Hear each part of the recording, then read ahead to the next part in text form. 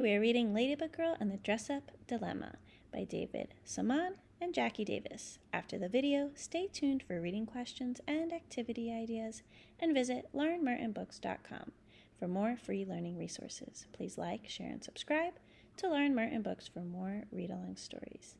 Now let's read Ladybug Girl and the Dress-Up Dilemma. I can't believe it's already Halloween, says Lulu, jumping into a giant pile of leaves with her brother. What are you going to dress up as? Her brother asks. Ladybug Girl, of course, she replies. Again, he says, you're always Ladybug Girl. You should be something different on Halloween. Lulu stares up at the clear autumn sky. She thought she knew what she wanted to be for Halloween, but now she's not so sure. What if her brother is right? But what should she be? Tonight is Halloween, and her family is going apple picking this afternoon. She doesn't have a lot of time. Come on, Bingo, we have work to do. Lulu opens up every drawer, cabinet, and closet to see what she can find for a new costume. When she sees the big box she was saving to build a fort with, she has a great idea. I know, Bingo, she says. What if I'm a robot? After some careful cutting and drawing, Lulu is ready. Everyone will definitely like this. She tries to go through the door to show her brother, but she can barely fit. This won't do. Lulu gets out of the box and sees an old-fashioned hat. I have an even better idea, Bingo, she says. I'll dress up as a silent movie star. She finds striped pants and a jacket, a bow tie and a cane. She draws on a mustache with Mama's makeup. Lulu can move much better in this costume. But then she realizes there's one big problem. A silent movie star can't ask for candy. This would never work for trick-or-treating. What else could she be? An octopus? An alien? A wallaby? Maybe Lulu should be her favorite animal, a panda. When she sees Bingo lying on a cape, Lulu gets another idea. In a flurry of makeup and clothes, she is ready. Lulu is convinced that this is the best costume ever. She hears her brother coming down the hallway and decides to surprise him. Boo, she yells, leaping out at him. What are you, he asks. A vampire panda, she proclaims. That's the silliest thing I've ever heard of, he says and walks away. Well, I guess it would be too scary for little kids, Lulu says. Back to the drawing board, Bingo. It's time to go to the orchard, says Lulu's mama, appearing at the door. But first, maybe a little cleanup. Even though Lulu still isn't sure about her costume, it's time to go. Everyone has to bundle up to keep warm against the crisp autumn day. After a winding drive through the mountains, Lulu and her family arrive at the apple orchard.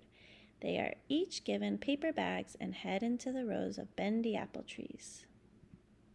Lulu finds a good climbing tree and scrambles high up into the branches. Bingo looks very tiny from so far away. Hello down there, she calls. Lulu climbs down to twist the apples off the crooked branches. She hears her brother talking about his super ninja costume. What if she was a super ninja too? No, she would never ever copy her brother, not in a million years. After leaving their apples back in the car, Lulu and her family pass through a field dotted with orange pumpkins and a scarecrow. Maybe she could dress as a scarecrow, or a bat, or even a pumpkin. But something about them just doesn't seem right. Then she sees the hayride, a beautiful old tractor covered in mud, waiting to pull them. Lulu and Bingo climb up on a hay bale and sit next to a girl eating popcorn. The girl turns to Lulu and asks, What are you going to be for Halloween? I don't know yet, Lulu answers quietly. I'm going to be a princess. You could be one too, the girl says. Thank you, Lulu replies, but she isn't in a princess mood. She still doesn't know what to dress as, and tonight is Halloween. The farmer drops them at the corn maze, and Lulu's brother dashes in ahead of her. Lulu and Bingo walk into the towering cornstalks that rattle and sway in the breeze.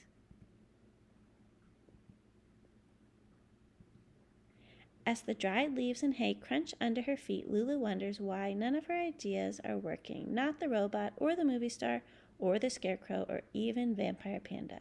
She's not sure what to do. The lanes of the maze are long and narrow, and it's confusing to know which way to go. There are so many choices, and some of them are dead ends. Then Lulu hears a noise behind her. It's the little girl from the hayride. Hi, Lulu says, but the girl doesn't say anything. Are you lost? Lulu asks her. The girl nods, too scared to speak. This is a job for Ladybug Girl. She whips off her coat and hat, and her wings and antennas spring to life. Ladybug Girl takes the girl's hand and looks around for which way to go. Then she notices Bingo sniffing something on the ground. That's it, Bingo, popcorn. Come on, let's follow the trail. They follow the trail of popcorn, and as they round a corner, the girls yell out, Mommy! There you are, Maya. The girl's mom gives her a hug. Looking at Lulu, she asks, And who are you? I'm Ladybug Girl. Later, as they head out to go trick-or-treating, Lulu's brother says, So you decided to be Ladybug Girl after all? Yes, she says, striding down the sidewalk. I always knew that I wanted to be Ladybug Girl. What was your favorite part of this book? What happened first, next, then, and last? What was the setting of the story?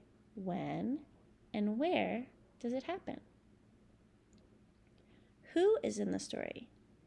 Name the characters and describe their traits. What was the main conflict or problem in the story? How and why do the characters respond to the problem and solve it? What does Ladybug Girl learn in the story, and what can you learn from her? What is the lesson or theme? What can you learn from this story, and how can you apply it to your own life? Write or draw what you can learn from this book, or draw your favorite characters or scene from the books. Imagine your own scene, new characters, or a completely different story, or draw your own Halloween costume or jack-o'-lantern. Please like, share, and subscribe to Lauren Martin Books for more read-along stories. Visit laurenmartinbooks.com for more books and free learning resources. Thank you for reading with me.